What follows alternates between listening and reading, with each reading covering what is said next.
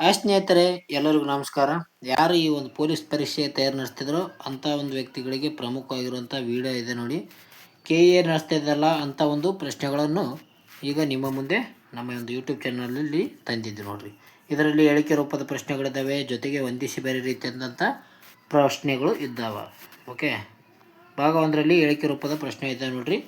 ಹೇಳಿಕೆ ರೂಪದ ಪ್ರಶ್ನೆಗಳು KA ಎಕ್ಸಾಮ್ನಲ್ಲಿ ಕೇಳ್ತಾರೆ, ಸ್ಟೇಟ್ಮೆಂಟ್ ಬೇಸ್ಡ್ ಕ್ವಶನ್. ಅದಕ್ಕಾಗಿ ನಾವು ಈ ರೀತಿಯಾದಂಥ ಅಧ್ಯಯನ ಮಾಡಬೇಕಾದ, ಅದಕ್ಕಾಗಿ ಈ ರೀತಿಯಾದಂಥ ಪ್ರಶ್ನೆಗಳನ್ನು ನಮ್ಮ ಒಂದು ಯೂಟ್ಯೂಬ್ ಚಾನಲಲ್ಲಿ ತಂದಿದ್ದು ನೋಡಿರಿ. ಓಕೆ, ಮೊದಲನೇ ಒಂದು ಪ್ರಶ್ನೆ ಸ್ತ್ರೀ ಶಕ್ತಿ ಯೋಜನೆಗೆ ಸಂಬಂಧಿಸಿದಂಥ ಒಂದು ಪ್ರಶ್ನೆ ಆಗಿದೆ ನೋಡಿ. ಈ ಒಂದು ಸ್ತ್ರೀ ಶಕ್ತಿ ಯೋಜನೆಯನ್ನು ಕರ್ನಾಟಕ ಸರ್ಕಾರ 2001-2000ರಲ್ಲಿ ಪ್ರಾರಂಭಿಸುತ್ತಾ ಅಂತ ಕೊಟ್ಟಿದ್ದಾರೆ. ಎರಡನೇ ಹೇಳಿಕೆ ಏನಪ್ಪ ಅಂತಂದರೆ ಈ ಯೋಜನೆಯ ಮುಖ್ಯ ಉದ್ದೇಶ ಏನಪ್ಪ ಅಂತಂದರೆ ಗ್ರಾಮೀಣ ಮಹಿಳೆಯರಿಗೆ ಉಚಿತ ಶಿಕ್ಷಣ ನೀಡುವುದಂತ ಕೊಟ್ಟರಲ್ಲಿ.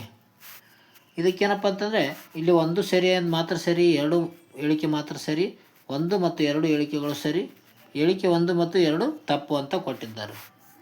ಓಕೆ, ಇದಕ್ಕೆ ಸರಿಯಾದ ಉತ್ತರ ನೋಡೋದಾದರೆ ಆಪ್ಷನ್ ಎ, ಹೇಳಿಕೆ 1 ಮಾತ್ರ ಸರಿಯಾಗಿದೆ ನೋಡಿ. ಈ ಒಂದು ಸ್ತ್ರೀ ಶಕ್ತಿ ಯೋಜನೆಯನ್ನು ಕರ್ನಾಟಕ ಸರ್ಕಾರ 2000 ಮತ್ತು 2001ರಲ್ಲಿ ಪ್ರಾರಂಭ ಮಾಡ್ತದೆ. ಇದೇನಪ್ಪ ಅಂತಂದರೆ ಗ್ರಾಮೀಣ ಮಹಿಳೆಯರ ಉಚಿತ ಶಿಕ್ಷಣ ನೀಡುವುದು ಎಂಬುದು ತಪ್ಪಾಗಿದೆ ನೋಡ್ರಿ. ಅದಕ್ಕಾಗಿ ಹೇಳಿಕೆ 1 ಮಾತ್ರ ಸರಿಯಾದ ಉತ್ತರ ಇದೆ ನೋಡ್ರಿ.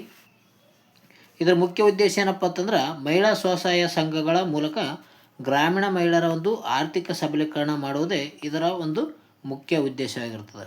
ಇಲ್ಲೇನಂತ ಕೊಟ್ಟಿದ್ರು, ಉಚಿತ ಶಿಕ್ಷಣ ನೀಡೋದು ಅಂತ ಕೊಟ್ಟಿದ್ರು. ಅದಕ್ಕಾಗಿ 2ನೇ ಹೇಳಿಕೆ ತಪ್ಪಾಗಿದೆ, 1ನೇ ಹೇಳಿಕೆ ಸರಿಯಾಗಿದೆ ನೋಡಿ. ಓಕೆ, ಇದು 2000ರಲ್ಲಿ ಪ್ರಾರಂಭ ಮಾಡಲಾಗ್ತದೆ ಸ್ತ್ರೀ ಶಕ್ತಿ ಯೋಜನೆ.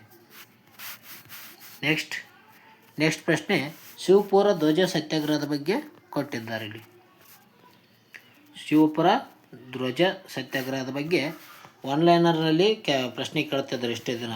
ಅಂದರೆ ಶಿವಪುರ ಧ್ವಜ ಸತ್ಯಾಗ್ರಹದ ಅಧ್ಯಕ್ಷತೆಯನ್ನು ವಹಿಸಿದವರು ಯಾರು, ಆ ಒಂದು ದಿನಾಂಕದ ಬಗ್ಗೆ ಕೇಳ್ತಿದ್ದಾರೆ. ಈಗ ನಾವಿಲ್ಲಿ ಹೇಳಿಕೆ ರೂಪದಲ್ಲಿ ಪ್ರಶ್ನೆ ಆದ, ಇಲ್ಲಿ ಯಾವುದು ಸರಿ ಅಂತ ಕೊಟ್ಟಿದ್ದಾರೆ ನೋಡಿ. ಈ ಕೆಳಗಿನ ಹೇಳಿಕೆಗಳಲ್ಲಿ ಯಾವುದು ಸರಿ ಅಂತ ಇಲ್ಲಿ ಕೊಟ್ಟರು. ಮೊದಲನೇ ಒಂದು ಹೇಳಿಕೆ, ಮೈಸೂರು ಕಾಂಗ್ರೆಸ್ನ ಮೊದಲ ಅಧಿವೇಶನ 1938ರಲ್ಲಿ ಶಿವಪುರದಲ್ಲಿ ನಡೆಯಿತು ಅಂತ ಕೊಟ್ಟಿದ್ದಾರೆ. ಎರಡನೇ ಹೇಳಿಕೆ, ಟಿ ಸಿದ್ದಲಿಂಗಯ್ಯ ಅವರು ಈ ಒಂದು ಅಧಿವೇಶನದ ಅಧ್ಯಕ್ಷರಾಗಿದ್ದಾರಂತ ಕೊಟ್ಟಿದ್ದಾರೆ ನೋಡ್ರಿ. ಇಲ್ಲಿ 1 ಮಾತ್ರ 2 ಮಾತ್ರ, 1 ಮತ್ತು 2 ಸರಿ, 2 ತಪ್ಪು ಅಂತ ಕೊಟ್ಟಿದ್ದಾರೆ. ಇದಕ್ಕೆ ಸರಿಯಾದ ಉತ್ತರ ಏನಪ್ಪ ಅಂತಂದರೆ 1 ಮತ್ತು 2 ಸರಿಯಾದ ಉತ್ತರ ಇದೆ ನೋಡ್ರಿ. 1938ರಲ್ಲಿ ಶಿವಪುರದಲ್ಲಿ ನಡೀತದೆ ಮೊದಲ ಅಧಿವೇಶನ. ಮೈಸೂರು ಕಾಂಗ್ರೆಸ್ ಮೊದಲ ಅಧಿವೇಶನ ಶಿವಪುರದಲ್ಲಿ ನಡೀತಾ. ಇದರ ಒಂದು ಅಧ್ಯಕ್ಷತೆಯನ್ನು ವಹಿಸಿದ್ದರು ಟಿ ಸಿದ್ದಲಿಂಗಯ್ಯ ಅವರು. ಓಕೆ, ಏಪ್ರಿಲ್ 1938ರಲ್ಲಿ ಮಂಡ್ಯ ಜಿಲ್ಲೆಯ ಶಿವಪುರದಲ್ಲಿ ಮೈಸೂರು ಕಾಂಗ್ರೆಸ್ ಪ್ರಥಮ ಅಧಿವೇಶನ ನಡೀತದೆ. ಧ್ವಜ ಹಾರಿದ ಒಂದು ಕಾರಣಕ್ಕಾಗಿ ಸಿದ್ದಲಿಂಗಯ್ಯ ಅವರನ್ನು ಏನು ಮಾಡ್ತಾರೆ ಅಂದರೆ ಬಂಧನ ಮಾಡಲಾಗ್ತದೆ. ಇದು ಶಿವಪುರ ಧ್ವಜ ಸತ್ಯಾಗ್ರಹ ಎಂದು ಪ್ರಸಿದ್ಧಿಯನ್ನು ಪಡಿತದೆ ನೋಡಿ. ಅದರಿಂದ ನೆಕ್ಸ್ಟ್ ಕರ್ನಾಟಕದ ಅರಣ್ಯದ ಬಗ್ಗೆ ಪ್ರಶ್ನೆ ಕೇಳಿದ್ದಾರೆ ನೋಡ್ರಿ. ಅರಣ್ಯದ ಕುರಿತಾದ ಹೇಳಿಕೆ ಪ್ರಶ್ನೆಗಳು. ಮೊದಲನೇ ಹೇಳಿಕೆ, ಉತ್ತರ ಕರ್ನಾಟಕ ಜಿಲ್ಲೆಯು ಕರ್ನಾಟಕದ ಅತಿ ಹೆಚ್ಚು ಅರಣ್ಯಗಳನ್ನು ಪ್ರದೇಶಗಳನ್ನು ಹೊಂದಿದೆ ಅಂತ ಕೊಟ್ಟಿದ್ದಾರೆ. ಇದು ಸರಿಯಾಗಿದೆ ನೋಡಿ. ಎರಡನೇ ಹೇಳಿಕೆ, ವಿಜಯಪುರ ಜಿಲ್ಲೆಯು ಅತಿ ಕಡಿಮೆ ಅರಣ್ಯ ಪ್ರದೇಶವನ್ನು ಹೊಂದಿದೆ ಅಂತ ಕೊಟ್ಟಿದ್ದಾರೆ. ಇದು ಕೂಡ ಸರಿಯಾದ ಉತ್ತರ ಇದೆ ನೋಡ್ರಿ. ಓಕೆ, ಉತ್ತರ ಕನ್ನಡ ಏನಪ್ಪ ಅಂತಂದರೆ ಅತಿ ಹೆಚ್ಚು ಅರಣ್ಯ ಪ್ರದೇಶವನ್ನು ಹೊಂದಿದೆ. ವಿಜಯಪುರ ಏನಪ್ಪ ಅಂತಂದರೆ ಅತಿ ಕಡಿಮೆ ಅರಣ್ಯ ಪ್ರದೇಶವನ್ನು ಹೊಂದಿರುವಂಥ ಜಿಲ್ಲೆ ಆಗಿದೆ.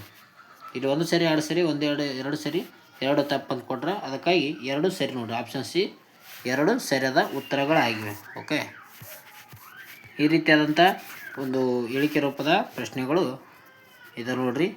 ಪರೀಕ್ಷೆಯಲ್ಲಿ ಎಲ್ಲ ರೀತಿಯಾದಂಥ ಮಾಹಿತಿಯನ್ನು ನಮ್ಗೆ ಗೊತ್ತಿರಬೇಕಾಗ್ತದೆ. ಕರ್ನಾಟಕದ ಅರಣ್ಯ ವರದಿ ಪ್ರಕಾರ ಅತಿ ಹೆಚ್ಚು ಅರಣ್ಯ ಹೊಂದಿರುವಂಥ ಜಿಲ್ಲೆ ಯಾವುದಪ್ಪ ಅಂತಂದರೆ ಉತ್ತರ ಕನ್ನಡ ಆಗಿದೆ. ಅತಿ ಕಡಿಮೆ ಅರಣ್ಯ ಪ್ರದೇಶ ಹೊಂದಿರುವಂಥ ಜಿಲ್ಲೆ ಯಾವುದಂದರೆ ಅದು ವಿಜಯಪುರ ಆಗಿದೆ. ನೆಕ್ಸ್ಟ್ ಸಹಕಾರ ವ್ಯವಸ್ಥೆ ಬಗ್ಗೆ ಕೇಳಿದ್ದಾರೆ ನೋಡ್ರಿ. ಈ ಕೆಳಗಿನ ಹೇಳಿಕೆಗಳು ಯಾವುದು ಸರಿ ಅಂತ ಕೊಟ್ಟಿದ್ದಾರೆ.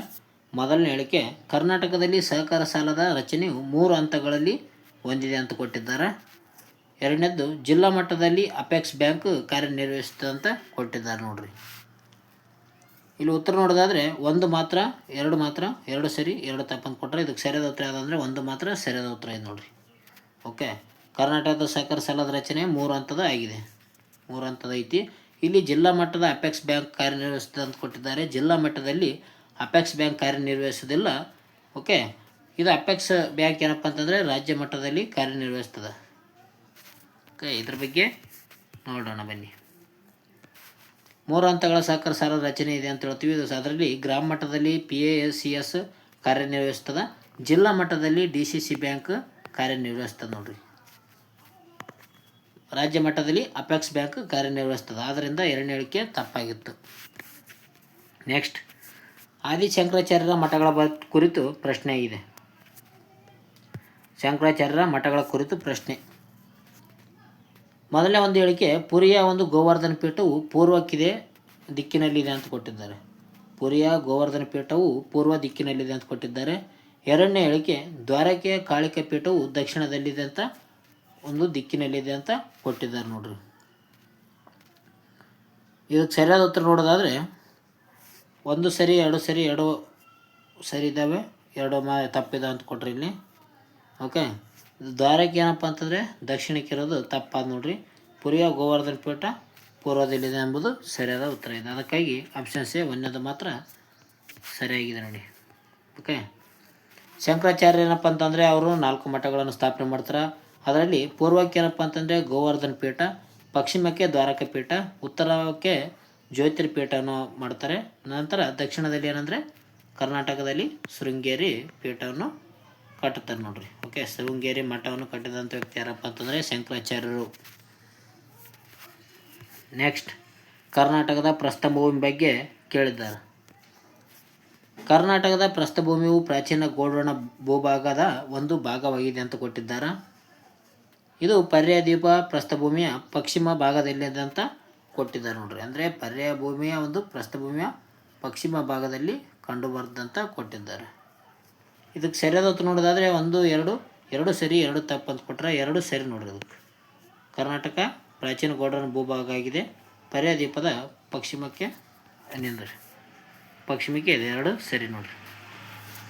ಓಕೆ, ಭಾಳ ಹಳೆಯದಾದಂಥ ಒಂದು ಸ್ಥಿರವಾಗಿರುವಂಥ ಒಂದು ಕರ್ನಾಟಕ ಪ್ರಸ್ಥಭೂಮಿ ಆಗಿದೆ ನೋಡಿ. ಇದು ಗೋಂಡ್ವಾನ ಎಂಬ ಒಂದು ಪ್ರಾಚೀನ ವಿಶಾಲ ಭೂಖಂಡವಾದ ಒಂದು ಭಾಗವಾಗಿರ್ತದೆ ಕರ್ನಾಟಕದ ಒಂದು ಪ್ರದೇಶದಲ್ಲಿ. ನೆಕ್ಸ್ಟ್, ಕರಾವಳಿ ಕರ್ನಾಟಕದ ಬಗ್ಗೆ ಪ್ರಶ್ನೆಗಳು. ಮೊದಲನೇ ಒಂದು ಪ್ರಶ್ನೆ, ಕರ್ನಾಟಕದ ಕರಾವಳಿ ಸುಮಾರು 320 ಕಿಲೋಮೀಟ್ರಷ್ಟು ಉದ್ದವಿದೆ ಅಂತ ಕೊಟ್ಟಿದ್ದಾರೆ. 320 ಕಿಲೋಮೀಟ್ರಷ್ಟು ಉದ್ದ ಇದೆ ಅಂತ ಕೊಟ್ಟಿದ್ದಾರೆ. ಇದು ಸರಿಯಾಗಿದೆ ನೋಡಿ. 2ನೇ ಹೇಳಿಕೆ, ಇದರ ಒಂದು ಕೆನರಾ ತೀರ ಎಂದು ಕರೆಯುತ್ತಾರೆ. ಇದನ್ನು ಏನಂತ ಕರೀತಾರೆ? ಕೆನರಾ ತೀರ ಅಂತ ಕರೀತಾರೆ ಅಂತ ಕೊಟ್ಟಿದ್ದಾರೆ. 2ನೇ ಹೇಳಿಕೆ ಕೂಡ ಸರಿಯಾಗಿದೆ ನೋಡಿ. ಅದಕ್ಕಾಗಿ ಈ ಒಂದು ಪ್ರಶ್ನೆಗೆ 2 ಹೇಳಿಕೆಗಳು ಸರಿಯಾಗಿವೆ. ಓಕೆ, ಆಪ್ಷನ್ ಸಿ ಸರಿಯಾದ ಉತ್ತರ. ನೆಕ್ಸ್ಟ್, ಇಲ್ಲಿ ನೋಡ್ಬೋದು ನಾವು, ಮಂಗಳೂರಿನಿಂದ ಕಾರವಾರದವರೆಗೆ ಹರಡಿರುವಂಥ ಈ ತೀರವನ್ನು ಕೆನರಾ ತೀರ ಅಥವಾ ಕರ್ನಾಟಕದ ಕರಾವಳಿ ತೀರ ಎಂದು ಕರೀತಾರೆ. ಇದು ಅರಬ್ಬಿ ಸಮುದ್ರದ ಒಂದು ಪಶ್ಚಿಮ ಭಾಗದಲ್ಲಿ ಕಂಡುಬರ್ತದೆ ನೋಡ್ರಿ. ಕರ್ನಾಟಕ ಈ ರೀತಿಯಾಗಿದೆ ಅಂದರೆ ಇದು ಅರಬ್ಬಿ ಸಮುದ್ರ ಇದೆ. ಈ ಒಂದು ಪಶ್ಚಿಮ ಭಾಗದಲ್ಲಿ ಉತ್ತರ ಕನ್ನಡ, ಉಡುಪಿ, ದಕ್ಷಿಣ ಕನ್ನಡ ಈ 3 ಏನಪ್ಪ ಅಂತಂದರೆ ಕರಾವಳಿಯನ್ನು ಹಂಚಿಕೊಂಡಿರುವಂಥ ಜಿಲ್ಲೆಗಳಾಗಿವೆ. ಕರಾವಳಿ ಹಂಚಿಕೊಂಡಿರುವಂಥ ಜಿಲ್ಲೆ ಎಷ್ಟಪ್ಪ ಅಂತಂದರೆ 3 ಆಗಿವೆ ನೋಡಿ. ನೆಕ್ಸ್ಟ್, ಐತಿಹಾಸಿಕ ದಿನಾಂಕಗಳ ಬಗ್ಗೆ ಪ್ರಶ್ನೆ ಕೇಳಿದ್ದಾರೆ.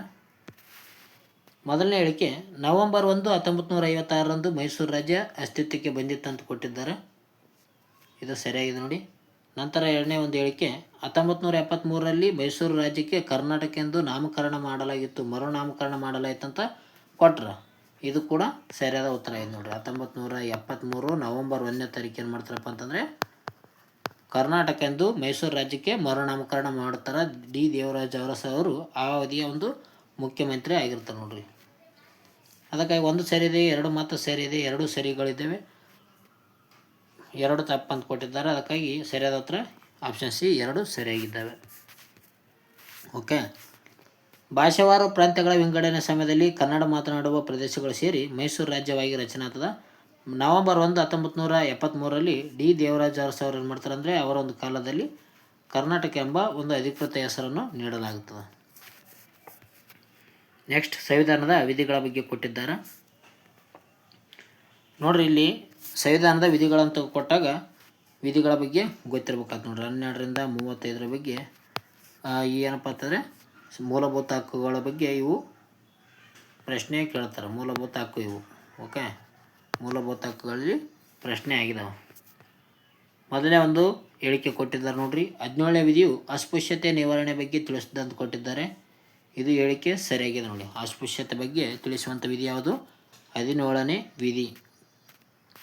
ನಂತರ ಕೊಟ್ಟಿದ್ದಾರೆ 2ನೇ ಹೇಳಿಕೆ, 14ನೇ ವಿಧಿಯು ಕಾನೂನಿನ ಮುಂದೆ ಸಮಾನತೆಯ ಬಗ್ಗೆ ತಿಳಿಸಿದಂತ ಕೊಟ್ಟಿದ್ದಾರೆ. ಇದು ಕೂಡ ಸರಿಯಾದ ಉತ್ತರ ಆಗಿದೆ ನೋಡಿ. ಓಕೆ, 1 ಮಾತ್ರ ಸರಿದೆ, 2 ಮಾತ್ರ ಸರಿದೆ, 1 ಮತ್ತು 2 ಸರಿದ್ದಾವೆ, 2 ತಪ್ಪಂತ ಕೊಟ್ಟರೆ ಅದಕ್ಕಾಗಿ ಆಪ್ಷನ್ ಸಿ 2 ಸರಿ ನೋಡಿ. 17ನೇ ವಿಧಿ ಏನಪ್ಪ ಅಂತಂದರೆ ಅಸ್ಪೃಶ್ಯತೆ ನಿವಾರಣೆ ಬಗ್ಗೆ ಹೇಳ್ತದೆ.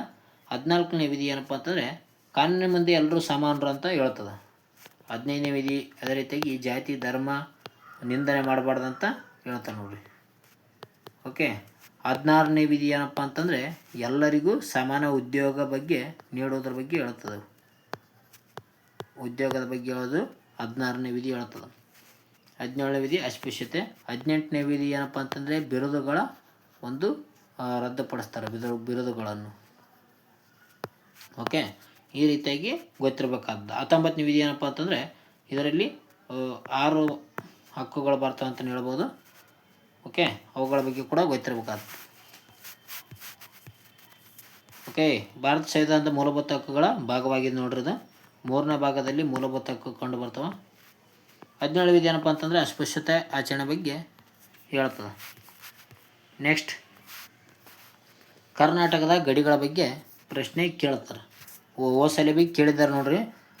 ಅಂದರೆ ಈ ಒಂದು ಕರ್ನಾಟಕದ ದಕ್ಷಿಣದಲ್ಲಿ ಅಂದರೆ ತಮಿಳುನಾಡಿಗೆ ಹಂಚಿಕೊಂಡಿರುವಂಥ ಜಿಲ್ಲೆಗಳು ಯಾವ್ಯಾವ ಅಂತ ಕೇಳ್ತಾರೆ, ಅಥವಾ ಕೇರಳಕ್ಕೆ ಹಂಚಿಕೊಂಡಿರುವಂಥ ಜಿಲ್ಲೆಗಳು ಯಾವ ಅಂತ ಕೇಳ್ಬೋದು. ಈ ರೀತಿಯಾದಂಥ ಪ್ರಶ್ನೆ ಬಂದಿರೋದು ಸಾಮಾನ್ಯವಾಗಿದೆ ನೋಡಿ. ಮೊದಲನೇ ಹೇಳಿಕೆ, ಕರ್ನಾಟಕ ದಕ್ಷಿಣದಲ್ಲಿ ತಮಿಳುನಾಡು ಮತ್ತು ಕೇರಳ ರಾಜ್ಯಗಳು ಗಡಿಯನ್ನು ಹಂಚಿಕೊಂಡಿವೆ ಅಂತ ಕೊಟ್ಟಿದ್ದಾರೆ. ಇದಕ್ಕೆ ಸರಿಯಾದ ಉತ್ತರ ಇದೆ ನೋಡಿರಿ. 2ನೇ ಹೇಳಿಕೆ, ಕರ್ನಾಟಕವು ಪೂರ್ವದಲ್ಲಿ ಆಂಧ್ರ ಪ್ರದೇಶ ಮತ್ತು ತೆಲಂಗಾಣ ರಾಜ್ಯಗಳೊಂದಿಗೆ ಗಡಿಯನ್ನು ಹಂಚಿಕೊಂಡಿದೆ ಅಂತ ಕೊಟ್ಟಿದ್ದಾರೆ. ಪೂರ್ವಕ್ಕೆ ಏನಪ್ಪ ಅಂತಂದರೆ ಆಂಧ್ರ ಪ್ರದೇಶ ಮತ್ತು ತೆಲಂಗಾಣವನ್ನು ಹಂಚಿಕೊಂಡಿದೆ ಅಂತ ಕೊಟ್ಟಿದ್ದಾರೆ. ಇದು ಕೂಡ ಸರಿಯಾಗಿದೆ ನೋಡಿ. ಓಕೆ, 1 ಮತ್ತು 2 ಹೇಳಿಕೆಗಳು ಸರಿಯಾಗಿವೆ. ಆಪ್ಷನ್ ಸಿ 2 ಹೇಳಿಕೆಗಳು ಸರಿಯಾಗಿವೆ ನೋಡಿ.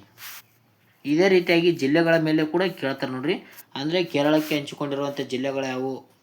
ಓಕೆ, ನೋಡ್ರಿ, ನಿಮ್ಗೊಂದು ಪ್ರಶ್ನೆ ಕ್ವಶನ್ ನಂಬರ್ 1 ಅಂತ ಹಾಕಿ ಉತ್ತರ ತಿಳಿಸಿ. ಏನಪ್ಪ ಅಂತಂದರೆ ಕರ್ನಾಟಕಕ್ಕೆ ಭೂಗಡಿಯನ್ನು ಹಂಚಿಕೊಂಡಿರುವಂಥ ರಾಜ್ಯ ಯಾವುದು, ಅತಿ ಹೆಚ್ಚು ಭೂಗಡಿಯನ್ನು ಹಂಚಿಕೊಂಡಿರುವಂಥ ರಾಜ್ಯ ಯಾವುದಂತ ಕಾಮೆಂಟ್ ಮೂಲಕ ಉತ್ತರವನ್ನು ತಿಳಿಸಿ.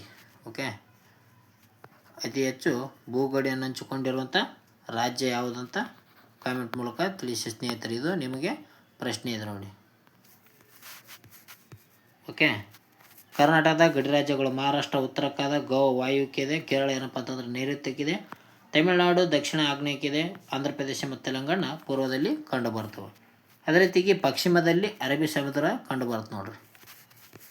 ಓಕೆ, ಈಗ ನೋಡ್ರಿ ಭಾಗ 2 ಬಂತು. 10 ಪ್ರಶ್ನೆ ಅದು ಹೇಳಿಕೆ ರೂಪದ ಪ್ರಶ್ನೆಗಳು. ಈಗ ಭಾಗ 2 ಬಂತು ನೋಡ್ರಿ. ಇಲ್ಲಿ ಏನಪ್ಪ ಅಂತಂದರೆ ಹೊಂದಿಸಿ ಬರೆಯೋ ರೀತಿಯಲ್ಲಿ ಪ್ರಶ್ನೆ ಕೇಳುವಂಥ ಸಾಧ್ಯತೆ ಇರ್ತದೆ. ಅದಕ್ಕಾಗಿ ಮ್ಯಾಚ್ ದ ಫಾಲೋಯಿಂಗ್ ಅಂತ ನಾವು ಇಂಥ ಪ್ರಶ್ನೆಗಳನ್ನು ನೋಡ್ಬೇಕು. ಓಕೆ, ಅಂದರೆ ಕರೆಕ್ಟಾಗಿ ಓದ್ಕೊಂಡ್ರೆ ಅಂತ ಅರ್ಥ ಆಗ್ತದೆ. ಇಲ್ಲಿ ಶಂಕರಾಚಾರ್ಯರ ಒಂದು ಪ್ರಮುಖ ಮಠಗಳು ಕೊಟ್ಟಿದ್ದಾರೆ, ಆಮೇಲೆ ಅದಕ್ಕೆ ಸಂಬಂಧಿಸಿದಂಥ ಸ್ಥಳಗಳ ಬಗ್ಗೆ ಕೊಟ್ಟಿದ್ದಾರೆ ನೋಡ್ರಿ. ಶೃಂಗೇರಿ ಪೀಠ ಅಂದರೆ ಶೃಂಗೇರಿ ಮಠ ಎಲ್ಲಿ ಕಂಡು ಬರ್ತದೆ ಅಂತ ಕೊಟ್ಟರೆ, ಇದರ ಸ್ಥಳ ನೋಡೋದಾದರೆ ಕರ್ನಾಟಕ ಸರಿಯಾದ ಉತ್ತರ ನೋಡ್ರಿ. ಒಂದನೇದಕ್ಕೆ ಒಂದನೇದಾಗಿದೆ. ನಂತರ ಜ್ಯೋತಿರ್ಮಠ ಅಂತ ಕೊಟ್ಟಿದ್ದಾರೆ. ಜ್ಯೋತಿರ್ಮಠ ಎಲ್ಲಪ್ಪ ಅಂತಂದರೆ ಉತ್ತರಕ್ಕೆ ಕಂಡು ಬರ್ತದೆ. ಜ್ಯೋತಿರ್ಮಠ ಉತ್ತರಕ್ಕೆ ಕಂಡು ಬರ್ತದೆ, ಅದಕ್ಕಾಗಿ ಉತ್ತರ ಕಾಂಡು ನೋಡ್ರಿ. ನಂತರ ಕಾಳಿಕಾ ಪೀಠ, 3ನೇದು ಕಾಳಿಕಾ ಪೀಠ ಎಲ್ಲಿ ಕಂಡು ಬರ್ತದೆ? ಗುಜರಾತ್ನಲ್ಲಿ ಕಂಡು ಬರ್ತದೆ. ಗೋವರ್ಧನ ಪೀಠೆಯಲ್ಲಿ ಒಡಿಶಾದಲ್ಲಿ ಕಂಡು ಬರ್ತದೆ ಅಂತಲೇ ಹೇಳ್ಬೋದು. ಇಲ್ಲಿ ಎಲ್ಲಿದೆ ನೋಡ್ರಿ, 1ನೇದು 1, 3, ಆಮೇಲೆ 3ನೇದು ಏನಪ್ಪ ಅಂತಂದರೆ 2, 4ನೇದು 4. 1, 3, 2, 4 ಎಲ್ಲಿದೆ ಅಂತ ನೋಡೋದಾದರೆ ನೋಡಿ, ಆಪ್ಷನ್ ಸಿ ನಲ್ಲಿ 1ನೇದು 1 ಇದೆ, 2ನೇದು ಸಿ ಇದೆ, 3ನೇದು ಬಿ ಇದೆ, 4ನೇದು ಡಿ ಇದೆ. ಓಕೆ, ಅದಕ್ಕಾಗಿ ಸರಿಯಾದ ಉತ್ತರ ಇದೆ ನೋಡಿ. ಓಕೆ, ಇದು ತಪ್ಪಾಗಿದೆ, ಇದು ತಪ್ಪಾಗಿದೆ, ಇದು ತಪ್ಪಾಗಿದೆ. ಓಕೆ, ಆಪ್ಷನ್ ಸಿ ಸರಿಯಾದ ಉತ್ತರ ಆಗಿದೆ ನೋಡಿರಿ. ಕರ್ನಾಟಕದಲ್ಲಿ ಶೃಂಗೇರಿ ಒಂದು ಮಠ ಕಂಡು ಬರ್ತದೆ. ಜ್ಯೋತಿರ್ಮಠ ಇಲ್ಲಾಂದರೆ ಉತ್ತರಾಖಂಡದಲ್ಲಿ ಕಂಡು ಬರ್ತದೆ. ಕಾಳಿಕಾ ಪೀಠ ದ್ವಾರಕೆಯಲ್ಲಿ ಕಂಡು ಬರ್ತದೆ ನೋಡ್ರಿ, ಗುಜರಾತ್ನಲ್ಲಿ. ಗೋವರ್ಧನ ಪೀಠ ಏನಂದರೆ ಪುರಿಯ ಒಂದು ಒಡಿಶಾದಲ್ಲಿ ಕಂಡು ಬರ್ತದೆ. ನೆಕ್ಸ್ಟ್ ಕೊಟ್ಟಿದ್ದಾರೆ ನೋಡ್ರಿ, ನದಿ ಮತ್ತು ಅದರ ಒಂದು ವಿಶೇಷತೆ ಬಗ್ಗೆ ಕೊಟ್ಟಿದ್ದಾರೆ. ನದಿಗಳ ಬಗ್ಗೆ ಕೊಟ್ಟಿದ್ದಾರೆ, ಅದರ ಒಂದು ವಿಶೇಷತೆ ಏನಿದೆ ಅಂತ ಕೊಟ್ಟಿದ್ದಾರೆ. ಇಲ್ಲಿ ಮೊದಲು ಕಾವೇರಿ ನದಿ ಅಂತ ಕೊಟ್ಟಿದ್ದಾರೆ ನೋಡ್ರಿ. ಕಾವೇರಿ ನದಿ ಏನಪ್ಪ ಅಂತಂದರೆ, ಕಾವೇರಿ ನದಿ ಇಲ್ಲಿ ನೋಡೋದಾದರೆ ದಕ್ಷಿಣ ಗಂಗಾ ಅಂತ ಕರೀತಾರೆ. ಅದೇ ರೀತಿ ಉತ್ತರ ಕರ್ನಾಟಕ ಜೀವನಡಿ, ಕರ್ನಾಟಕ ಜೀವನಡಿ, ಜೋಗ ಜಲಪಾತ ಅಂತ ಕೊಟ್ಟರೆ ಇಲ್ಲಿ.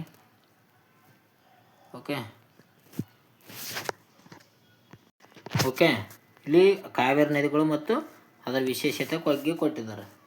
ಕಾವೇರಿ ನದಿ ನೋಡೋದಾದರೆ ಇದು ಆಪ್ಷನ್ ಸಿ ಆಗುತ್ತೆ ನೋಡ್ರಿ ಇಲ್ಲಿ. ಇದು ಆಪ್ಷನ್ಸ್ ಅಲ್ಲ. ಕರ್ನಾಟಕದ ಜೀವನಾಡಿ ಅಂತ ಕರೀತಾರೆ ಕಾವೇರಿ ನದಿಯನ್ನು. ಅದೇ ರೀತಿಯಾಗಿ ಪಟ್ಟಿ ಎ ನದಿ ಏನಿದೆ, ತುಂಗಭದ್ರಾ ನದಿ ಇದೆ. ತುಂಗಭದ್ರಾ ನದಿಯನ್ನು ಏನಂತ ಕರೀತಾರೆ, ದಕ್ಷಿಣದ ಒಂದು ಗಂಗಾ ಎಂದು ಕರೀತಾರೆ ನೋಡ್ರಿ. ಆಪ್ಷನ್ ಸಿ ಇದು. ಪಟ್ಟಿ ಬಿ ನಲ್ಲಿ ಎ. ಕೃಷ್ಣಾ ನದಿ ಏನಂತಾರೆ, ಉತ್ತರ ಕರ್ನಾಟಕದ ಒಂದು ಜೀವನಾಡಿ ಅಂತ. ಸಾರಿ, ಇಲ್ಲಿ ಮಿಸ್ಟೇಕ್ ಆಗಿದೆ ನೋಡಿ. ಇಲ್ಲಿ ಏನಪ್ಪ ಅಂತಂದರೆ ತುಂಗಭದ್ರವನ್ನು ಏನಪ್ಪ ಅಂತಂದರೆ ಉತ್ತರ ಕರ್ನಾಟಕದ ಜೀವನಾಡಿ ಅಂತ ಕರೀತಾರೆ. ಕೃಷ್ಣಾ ನದಿಯನ್ನು ದಕ್ಷಿಣ ಗಂಗಾ ಎಂದು ಕರೀತಾರೆ ನೋಡ್ರಿ. ದಕ್ಷಿಣ ಗಂಗಾ ಅಂತ ಯಾವ್ದು ಕರೀತಾರೆ, ಕೃಷ್ಣ ನದಿಯನ್ನು ಕರೀತಾರೆ. ನಂತರ ಶರಾವತಿಯನ್ನು ಏನಪ್ಪ ಅಂತಂದರೆ ಜೋಗ ಜಲಪಾತ ಸುರಿಯುತ್ತದೆ. ಇದರಲ್ಲಿ ಕೊಟ್ಟಿದ್ದಾರೆ ನೋಡಿ, ಒಂದನೇದು ಸಿ ಇರಬೇಕು, ಸಿ ಇದೆ, ಇದರಲ್ಲಿಲ್ಲ. ಒಂದನೇದು ಸಿ ಇದೆ. ಅದೇ ರೀತಿಗೆ ಎರಡನೇದು ಬಿ ಇರಬೇಕು, ಎರಡನೇದು ಬಿ ಇಲ್ಲಿದೆ, ಇಲ್ಲಿಲ್ಲ, ಅದಕ್ಕಾಗಿ ತಪ್ಪು. ಇದು ಕೂಡ ತಪ್ಪಾಗಿದೆ ನೋಡಿ. ಅದಕ್ಕೆ ಆಪ್ಷನ್ ಸಿ ಸರಿಯಾದ ಉತ್ತರ ಆಗಿದೆ. ಶರಾವತಿ ನದಿ ಏನಂದರೆ ಪ್ರಸಿದ್ಧ ಜೋಗ ಜಲಪಾತ ನಿರ್ಮಿಸ್ತದೆ. ಕೃಷ್ಣ ನದಿ ದಕ್ಷಿಣ ಗಂಗೆ ಅಂತ ಕರೀತಾರೆ. ಕೆಲವೊಮ್ಮೆ ಕಾವೇರಿ ಕೂಡ ಈ ಒಂದು ಅನ್ವರ್ಥನಾಮ ಇದೆ ನೋಡ್ರಿ. ಆದರೆ ಈ ಪಟ್ಟಿಯಲ್ಲಿ ಹೊಂದಾಣಿಕೆ ಈಗಿದೆ, ಅದಕ್ಕಾಗಿ ಕೊಟ್ಟಿದ್ದಾರೆ ನೋಡ್ರಿ. ಅಂದರೆ ಒಂದೊಂದು ಟೈಮಿಗೆ ಏನಪ್ಪ ಅಂತಂದರೆ ದಕ್ಷಿಣ ಗಂಗಾ ಎಂದು ಕೂಡ ಈ ಒಂದು ಕಾವೇರಿ ನದಿಗೆ ಕೂಡ ಕರೀತಾರೆ. ದಕ್ಷಿಣದ ಗಂಗಾ ಅಂತ ಯಾರದು ಕಾವೇರಿ ನದಿ ಕರೀತಾರೆ. ಈ ಪಟ್ಟಿಯಲ್ಲಿ ಏನಂತಿತ್ತಂದರೆ ಪ್ರಮುಖವಾಗಿ ಎರಡು ರೀತಿಯಾದಂಥ ಮಾಹಿತಿ ಕೊಟ್ಟಿದ್ದಾರೆ. ಇಲ್ಲಿ ಕರ್ನಾಟಕದ ಜೀವನಡಿ ಅಂತ ಯಾವ ನದಿ ಅಂತ ಕರೀತಾರೆ, ಅದು ಕೂಡ ಕಾವೇರಿ ಇದೆ. ದಕ್ಷಿಣದ ಕಡೆ ಕೆಲವೊಮ್ಮೆ ಕಾವೇರಿ ನದಿ ಕರೀತಾರೆ, ಆದರೆ ಇಲ್ಲಿ ಕೃಷ್ಣ ನದಿ ಇರೋದ್ರಿಂದ ಕೃಷ್ಣ ನದಿಗೆ ಕರೆದಿದ್ದಾರೆ ನೋಡ್ರಿ. ನೆಕ್ಸ್ಟ್ ಜಿಲ್ಲೆಗಳು ಮತ್ತು ಅದರ ಒಂದು ಪ್ರಮುಖ ಲಕ್ಷಣಗಳ ಬಗ್ಗೆ ಕೊಟ್ಟಿದ್ದಾರೆ ನೋಡ್ರಿ. ಬೆಳಗಾವಿ, ಬೆಂಗಳೂರು ನಗರ, ದಕ್ಷಿಣ ಕನ್ನಡ, ಯಾದಗಿರಿ ಬಗ್ಗೆ ಕೊಟ್ಟಿದ್ದಾರೆ. ಇಲ್ಲಿ ಅತಿ ಹೆಚ್ಚು ಸಾಂದ್ರತೆ, ಅತಿ ಹೆಚ್ಚು ಸಾಕ್ಷರತೆ, ಭೌಗೋಳಿಕ ಅತಿ ದೊಡ್ಡ ಜಿಲ್ಲೆ, ಅತಿ ಕಡಿಮೆ ಸಾಕ್ಷರತೆ ಅಂತ ಕೊಟ್ಟರೆ ಇಲ್ಲಿ. ಆಪ್ಷನ್ ಇದು ಪಟ್ಟಿ ಎ, ಪಟ್ಟಿ ಬಿ ಅಂತ ಕೊಟ್ಟಿದ್ದಾರೆ ನೋಡಿ. ಪಟ್ಟಿ ಎ ನಲ್ಲಿರುವಂಥ ಒಂದು ಬೆಳಗಾವಿ ಏನಪ್ಪ ಅಂತಂದರೆ ಭೌಗೋಳಿಕದ ಅತಿ ದೊಡ್ಡ ಜಿಲ್ಲೆ ಆಗಿದೆ ನೋಡಿ. ಕರ್ನಾಟಕದ ಭೌಗೋಳಿಕ ಅತಿ ದೊಡ್ಡ ಜಿಲ್ಲೆ ಯಾವುದಂದರೆ ಬೆಳಗಾವಿ ಜಿಲ್ಲೆ ಆಗಿದೆ ನೋಡಿ. ಒಂದನೇದಕ್ಕೆ ಸಿ, ಒಂದನೇದಕ್ಕೆ ಸಿ ಎಲ್ಲಿದೆ, ಇಲ್ಲಿದೆ. ಬಿ ನಲ್ಲಿಲ್ಲ, ಸಿ ಆಪ್ಷನ್ಸ್ ಡಿ ಯಲ್ಲಿಲ್ಲ, ಮತ್ತು ಇಲ್ಲಿ ಕೂಡ ಆಪ್ಷನ್ಸ್ ಡಿ ನಲ್ಲಿ ಸಿ ಇದೆ ನೋಡಿ. ನಂತರ ಬೆಂಗಳೂರು ನಗರ. ಬೆಂಗಳೂರು ನಗರ ಏನಪ್ಪ ಅಂತಂದರೆ ಅತಿ ಹೆಚ್ಚು ಸಾಂದ್ರತೆಯನ್ನು, ಜನಸಾಂದ್ರತೆಯನ್ನು ಹೊಂದಿರುವಂಥ ನಗರ ಇದೆ. ಆಪ್ಷನ್ ಸಿ ಇದು ಪಟ್ಟಿ ಎ ನಲ್ಲಿ ಎ. ಎರಡನೇದು ಡಿ ಅಂತ ಕೊಟ್ಟಿದ್ದಾರೆ, ಅದಕ್ಕಾಗಿ ಇದು ತಪ್ಪಾಗಿದೆ ನೋಡಿ. ಆಪ್ಷನ್ ಸಿ ಸರಿಯಾದ ಉತ್ತರ. ದಕ್ಷಿಣ ಕನ್ನಡ ಏನಪ್ಪ ಅಂತಂದರೆ ಅತಿ ಹೆಚ್ಚು ಸಾಕ್ಷರತೆ ಹೊಂದಿರುವಂಥ ಜಿಲ್ಲೆ ಆಗಿದೆ. ಕೊನೆಯದಾಗಿ ಯಾದಗಿರಿ ಅತಿ ಕಡಿಮೆ ಸಾಕ್ಷರತೆ ಹೊಂದಿರುವಂಥ ಜಿಲ್ಲೆ ಆಗಿದೆ ನೋಡಿ.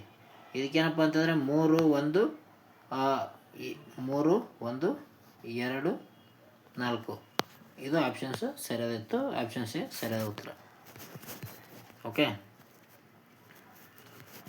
ನೆಕ್ಸ್ಟ್ ಕೊಟ್ಟಿದ್ದಾರೆ ನೋಡ್ರಿ. ನೆಕ್ಸ್ಟ್ ಪ್ರಶ್ನೆ, ಪಟ್ಟಿ ಎ ಅಣೆಕಟ್ಟುಗಳು ಕೊಟ್ಟಿದ್ದಾರೆ. ಪಟ್ಟಿ ಬಿ ನಲ್ಲಿ ಅದರ ಒಂದು ನದಿಗಳ ಬಗ್ಗೆ ಕೊಟ್ಟಿದ್ದಾರೆ. ಪಟ್ಟಿ ಎ ಅಣೆಕಟ್ಟು, ಪಟ್ಟಿ ಬಿ ಅದರ ಒಂದು ನದಿಗಳು. KRS ಅಣೆಕಟ್ಟು ಅಂತ ಕೊಟ್ಟಿದ್ದಾರೆ. KRS ಅಣೆಕಟ್ಟು ಕಾವೇರಿ ನದಿಗೆ ಸಂಬಂಧಿಸಿದೆ ನೋಡಿ. KRS ಅಣೆಕಟ್ಟು ಆಪ್ಷನ್ ಸಿ ಇದು ಕಾವೇರಿ ನದಿಗೆ ಸಂಬಂಧಿಸಿದೆ. ಆಲಮಟ್ಟಿ ಅಣೆಕಟ್ಟು ಏನಪ್ಪ ಅಂತಂದರೆ ಕೃಷ್ಣಾ ನದಿಗೆ ಸಂಬಂಧಿಸಿದೆ. ಲಿಂಗನಮುಖಿ ಅಣೆಕಟ್ಟು ಏನಪ್ಪ ಅಂತಂದರೆ ಶರಾವತಿ ನದಿಗೆ ಸಂಬಂಧಿಸಿದೆ.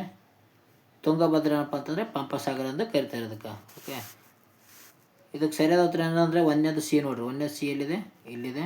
ಒಂದನೇದು ಬಿ ಇದೆ, ಒಂದನೇದು ಎ ಇದೆ, ಒಂದನೇದು ಡಿ ಇದೆ. ಅದಕ್ಕಾಗಿ ಒಂದೇ ಒಂದು ಆಪ್ಷನ್ಸ್ ಏನಿದೆ ಸರಿಯಾದ ಉತ್ತರ ಆಗಿದೆ ನೋಡ್ರಿ. ಈ ರೀತಿಯಾಗಿ ಗೊತ್ತಿರ್ಬೇಕಾತ್ ನೋಡ್ರಿ. ಒಂದು ಪಟ್ಟಿ ಎ, ಪಟ್ಟಿ ಬಿ ಅಂತ ಹೊಂದಿಸಿ ಬೇರೆ ಅಂತ ಕೊಡ್ತಾರೆ. ಇಲ್ಲಿ ಕೂಡ ಅದರ ಒಂದು ಮಾಹಿತಿ ಇದೆ ನೋಡಿ. ನೆಕ್ಸ್ಟ್ ಪಟ್ಟಿ ಎ ಲೇಖಕರು, ಪಟ್ಟಿ ಬಿ ಕೃತಿಯನ್ನು ಕೊಟ್ಟಿದ್ದಾರೆ. ಲೇಖಕರು ಮತ್ತು ಅವರ ಒಂದು ಪ್ರಮುಖ ಕೃತಿ ಬಗ್ಗೆ ಕೊಟ್ಟಿದ್ದಾರೆ. ಇವರು ಜ್ಞಾನಪೀಠ ಪ್ರಶಸ್ತಿ ಪಡೆದಂಥ ವ್ಯಕ್ತಿಗಳಾಗಿದ್ದಾರೆ ನೋಡ್ರಿ. ಇಲ್ಲಿ ಕುವೆಂಪು ಅಂತ ಕೊಟ್ಟಿದ್ದಾರೆ. ಕುವೆಂಪು ಅವರು ಶ್ರೀರಾಮಣ್ಣ ದರ್ಶನಂ ಇದೆಲ್ಲಿದೆ, ಆಪ್ಷನ್ ಸಿ ನಲ್ಲಿದೆ ನೋಡಿ ಇಲ್ಲಿ. ಪಟ್ಟಿ ಬಿ ನಲ್ಲಿ ಸಿ ನಲ್ಲಿದೆ ಶ್ರೀರಾಮಣ್ಣ ದರ್ಶನ.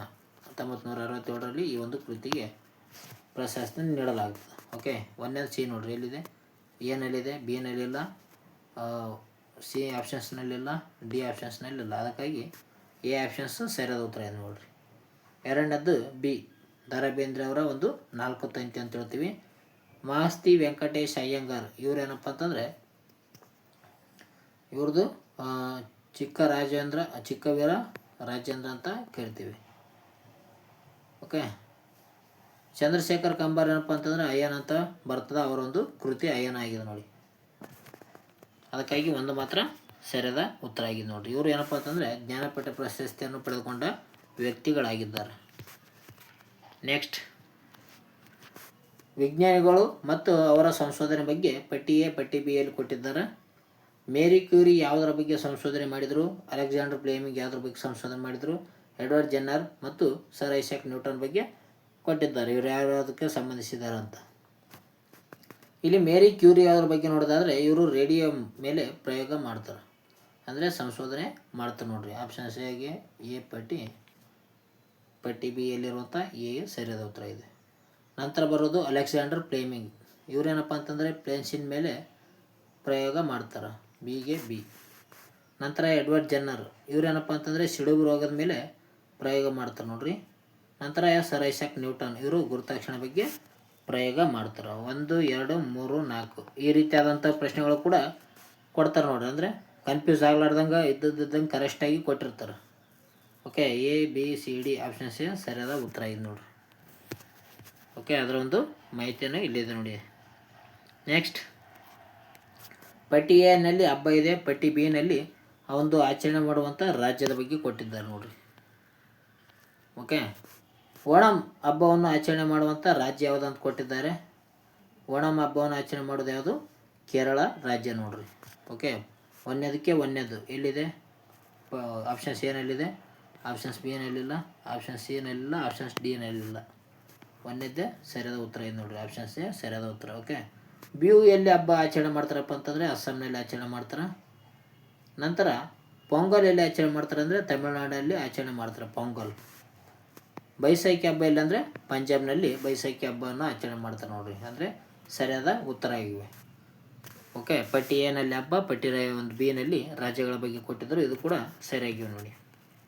ಓಕೆ, ಆಪ್ಷನ್ಸ್ ಎ ಸರಿಯಾಗಿತ್ತು. ನೆಕ್ಸ್ಟ್, ವಿಟಮಿನ್ಸ್ ಕೊಟ್ಟಿದ್ದಾರೆ ಮತ್ತು ಅದರ ಒಂದು ಕೊರತೆ ಬಗ್ಗೆ ಕೊಟ್ಟಿದ್ದಾರೆ ನೋಡ್ರಿ. ವಿಟಮಿನ್ ಕೊರತೆ ಕೊಟ್ಟಿದ್ದಾರೆ. ಪಟ್ಟಿ ಎ ನಲ್ಲಿ ವಿಟಮಿನ್ ಎ ಬಗ್ಗೆ ಕೊಟ್ಟಿದ್ದಾರೆ. ವಿಟಮಿನ್ ಬಿ ಯಾವುದಕ್ಕೆ ಸಂಬಂಧಿಸಿದೆ ಅಂತ ನೋಡೋದಾದರೆ ಇದು ಇರುಳುಗೂಡುತನಕ್ಕೆ ಸಂಬಂಧಿಸಿದೆ ನೋಡಿ. ಅಂದರೆ ಒಂದನೇದು ಬಿಗೆ ಆಗಿದೆ. ಓಕೆ, ಇರುಳು ಕುರುಡುತನ. ಒಂದನೇದು ಬಿ ಎಲ್ಲಿದೆ? ಇಲ್ಲಿದೆ ಒಂದನೇದು ಬಿ. ಒಂದನೇದು ಎ ಇದೆ, ತಪ್ಪು. ಒಂದನೇದು ಬಿ ಇದೆ, ಇಲ್ಲಿ ಕೂಡ ಇದೆ. ಓಕೆ, ನಂತರ ಒಂದನೇದು ಸಿ ಇದೆ, ಇದು ಕೂಡ ತಪ್ಪು. ನಂತರ ವಿಟಮಿನ್ B1 ಅಂತ ಕೊಟ್ಟಿದ್ದಾರೆ. ಇಲ್ಲಿ ವಿಟಮಿನ್ B1 ಏನಪ್ಪ ಅಂತಂದರೆ ಬೇರೆ ರೋಗವನ್ನು ಉಂಟು ಮಾಡುತ್ತದೆ. ಎರಡನೇದಕ್ಕೆ ಏನಪ್ಪ ಅಂತಂದರೆ ಸಿ ನೋಡಿ. ಎರಡನೇದು ಸಿ ಇಲ್ಲಿದೆ, ಎರಡನೇದು ಎ ಇದೆ, ಅದಕ್ಕಾಗಿ ಇದು ಕೂಡ ತಪ್ಪು. ಆಪ್ಷನ್ ಸಿ ಸರಿಯಾದ ಉತ್ತರ ನೋಡ್ರಿ. ನಂತರ ಬರ್ತದೆ ವಿಟಮಿನ್ ಸಿ ಏನಪ್ಪ ಅಂತಂದರೆ ಸ್ಕರಿ ರೋಗವನ್ನು ಉಂಟು ಮಾಡ್ತಾ. ವಿಟಮಿನ್ ಕೆ ಏನಪ್ಪ ಅಂತಂದರೆ ರಕ್ತ ಹೆಪ್ಪುಗಟ್ಟದಿರುವುದು ಉಂಟಾಗುತ್ತೆ ನೋಡ್ರಿ. ಈ ಒಂದು ಕಾಶಿಮರ್ ಫಂಕ್ ಅನ್ನೋ ವ್ಯಕ್ತಿ ಏನು ಮಾಡ್ತಾನೆ ಅಂದರೆ 1913ರಲ್ಲಿ ಈ ಒಂದು ವಿಟಮಿನ್ಸ್ ಎಂಬ ಒಂದು ಪದವನ್ನು ಬಳಕೆ ಮಾಡ್ತಾನೆ. ಇದು ಕೂಡ ಗೊತ್ತಿರ್ಬೇಕಾಗ್ತದೆ ನೋಡ್ರಿ. ಓಕೆ, ಆಪ್ಷನ್ ಸಿ ಸರಿಯಾದ ಉತ್ತರ ಇದೆ. ನೆಕ್ಸ್ಟ್, ಪಟ್ಟಿ ಎ ನಲ್ಲಿ ಉದ್ಯಾನವನಗಳು, ಪಟ್ಟಿ ಬಿ ನಲ್ಲಿ ಜಿಲ್ಲೆಗಳು ಕೊಟ್ಟಿದ್ದಾರೆ ನೋಡ್ರಿ. ಈ ಒಂದು ಉತ್ತರವನ್ನು ಏನಪ್ಪ ಅಂತಂದರೆ ಕಮೆಂಟ್ ಮೂಲಕ ಕ್ವಶನ್ ನಂಬರ್ 2 ಅಂತ ಕಮೆಂಟ್ ಮಾಡಿರಿ. ಓಕೆ, ಕಮೆಂಟ್ ಮಾಡಿರಿ ಈ ಒಂದು ಉತ್ತರವನ್ನು. ನೆಕ್ಸ್ಟ್ ಪ್ರಶ್ನೆ ಇದೆ, ಅದೊಂದು ಕೂಡ ಕ್ವಶನ್ ಕೊಡ್ತೀನಿ, ಅದನ್ನು ಕೂಡ ಉತ್ತರ ಮಾಡಿರಿ. ನೆಕ್ಸ್ಟ್ ಪ್ರಶ್ನೆ ಬಂದಿದೆ ನೋಡಿ. ಇದು ಕೂಡ ಪಟ್ಟಿ ಎ ನಲ್ಲಿ ಗ್ರಹಗಳು ಕೊಟ್ಟಿದ್ದಾರೆ, ಪಟ್ಟಿ ಬಿ ನಲ್ಲಿ ಅದರ ಒಂದು ಲಕ್ಷಣಗಳ ಬಗ್ಗೆ ಕೊಟ್ಟಿದ್ದಾರೆ. ಇದರ ಒಂದು ಉತ್ತರವನ್ನು ಕೂಡ ಕ್ವಶನ್ ನಂಬರ್ 3 ಅಂತ ಹಾಕಿಗೆಸಿಂದ ಕಾಮೆಂಟ್ ಮೂಲಕ ಉತ್ತರವನ್ನು ತಿಳಿಸಿ ಸ್ನೇಹಿತರೆ. ಯಾರ್ಯಾರು ಪರೀಕ್ಷೆಗೆ ಸಿದ್ಧ ನಡೆಸ್ತಿದ್ರೋ ಅವರಿಗಾಗಿ ಇಂಪಾರ್ಟೆಂಟ್ ಆದಂಥ ಪ್ರಶ್ನೆಗಳು ಇವು. ಓಕೆ, ನೋಡಿರಿ ಈ ರೀತಿಯಾಗಿ ಓದ್ಕೊಂಡಾಗ ಏನಾಗುತ್ತಾ ನಮಗೆ ಆ ಒಂದು ಓದಿದ್ದು ಅರ್ಥಪೂರ್ಣವಾಗುತ್ತದೆ, ಜೊತೆಗೆ ಕರೆಕ್ಟ್ ಆಗುವಂಥ ಸಂಭಾವ್ಯತೆ ಕೂಡ ಜಾಸ್ತಿ ಆಗುತ್ತದೆ. ಅದರ ಬಗ್ಗೆ ಫುಲ್ಲು ಮಾಹಿತಿಯನ್ನು ತಿಳಿದುಕೊಂಡಂಗೂ ಕೂಡ ಆಯ್ತು ಅಂತ ಅಂದ್ಕೊತೀನಿ. ಈ ಒಂದು ವಿಡಿಯೋ ಎಷ್ಟೈತೆ ಅಂದರೆ ಲೈಕ್ ಮಾಡಿ, ಶೇರ್ ಮಾಡಿ, ನಿಮ್ಮ ಸ್ನೇಹಿತರು ಕೂಡ ಶೇರ್ ಮಾಡಿರಿ ಒಂದು ವಿಡಿಯೋ. ಸಬ್ಸ್ಕ್ರೈಬ್ ಆಗ್ರಿ ಸ್ನೇಹಿತರೆ ಅದೇ ರೀತಿಯಾಗಿ. ಓಕೆ, ಇದೇ ರೀತಿಯಾಗಿ ವಿಡಿಯೋಗಳಿಗಾಗಿ ನಿಮ್ಮ ಒಂದು ಅನಿಸಿಕೆಯನ್ನು ಕಮೆಂಟ್ ಮೂಲಕ ತಿಳಿಸ್ಬೋದು. ಯಾವ ರೀತಿಯಾದ ಅಂದರೆ ಯಾವ ವಿಷಯಕ್ಕೆ ಸಂಬಂಧಿಸಿದಂಥ ಪ್ರಶ್ನೆ ಬೇಕಂತ ಹೇಳಿ. ನಾನೀಗ ಸಬ್ಜೆಕ್ಟ್ ವೈಸ್ ಪ್ರಶ್ನೆಗಳು ಮಾಡ್ಬೇಕಂತ ಅಂದ್ಕೊಂಡಿನಿ. ಅದು ಮಾಡಲಾ ಬೇಡವಂತ ಕೂಡ ಕಮೆಂಟ್ ಮೂಲಕ ತಿಳಿಸಿ. ಓಕೆ, ನಾನು ಮಾಡ್ತೀನಿ ಆದರೂ ಕೂಡ ಸಬ್ಜೆಕ್ಟ್ ವೈಸ್. ಓಕೆ, ಈಗ ಎಲ್ಲಿದ್ದೀವಿ ಅಂದ್ರೆ ನಾವು ಆಧುನಿಕ ಭಾರತ ಇತಿಹಾಸದ ಬಗ್ಗೆ ಇತಿಹಾಸದಲ್ಲಿ ನೋಡ್ತಾ ಇದ್ದೀವಿ ಸಬ್ಜೆಕ್ಟ್ ವೈಸ್. ಅದರ ಬಲ್ಲೇ ಯುರೋಪ್ಯರ ಒಂದು ಆಗಮನದ ಬಗ್ಗೆ ನಾನು ಕ್ಲಾಸ್ ಮಾಡ್ತಾಯಿದ್ದೆ. ಅಲ್ಲಿಗೆ ನಿಂತಿತ್ತು ಈ ಇತಿಹಾಸದಲ್ಲಿ. ಅದು ನೆಕ್ಸ್ಟ್ ಬರುತ್ತೆ ನೋಡ್ರಿ ಅದರ ವಿಡಿಯೋ. ಓಕೆ, ಇದೇ ರೀತಿಯಾದಂಥ ಪ್ರಶ್ನೆಗಳಿರ್ತವೆ. ನೀವೇನಪ್ಪ ಅಂತಂದರೆ ಆ ಒಂದು ಸಬ್ಜೆಕ್ಟ್ ಮೇಲೆ ಎಷ್ಟು ಗ್ರೀಪ್ ಆದ ನಿಮ್ಮದಂತ ತಿಳಿದುಕೊಳ್ಳಬೋದು ಆ ಒಂದು ಪ್ರಶ್ನೆಗಳನ್ನು ನೋಡೋ ಮೂಲಕ. ಓಕೆ, ಇದೇ ರೀತಿಯಾಗಿ ದಿನನಿತ್ಯ ಏನಪ್ಪ ಅಂತಂದರೆ ಪ್ರಶ್ನೆಗಳನ್ನು ನೋಡ್ತಾ ಇರಿ. ಇದೇ ರೀತಿಯಾದಂಥ ಮುಂದೆ ಒಂದು ಪರೀಕ್ಷೆಯಲ್ಲಿ ಪ್ರಶ್ನೆಗಳು ಬಂದವು ಅಂದ್ರೆ ನಿಮಗೆ ಸಹಕಾರಿ ಆಯ್ತು ನೋಡ್ರಿ. ಓಕೆ, ಇಷ್ಟ ಆಯ್ತು ಅಂದ್ರೆ ಲೈಕ್ ಮಾಡಿ, ಶೇರ್ ಮಾಡಿ, ಸಬ್ಸ್ಕ್ರೈಬ್ ಮಾಡಿ. ಇವತ್ತಿನ ಒಂದು ವಿಡಿಯೋನ ಇಲ್ಲಿಗೆ ಮುಕ್ತಾಯ ಮಾಡ್ತೀನಿ. ಟೇಕ್ ಕೇರ್, ಬಾಯ್.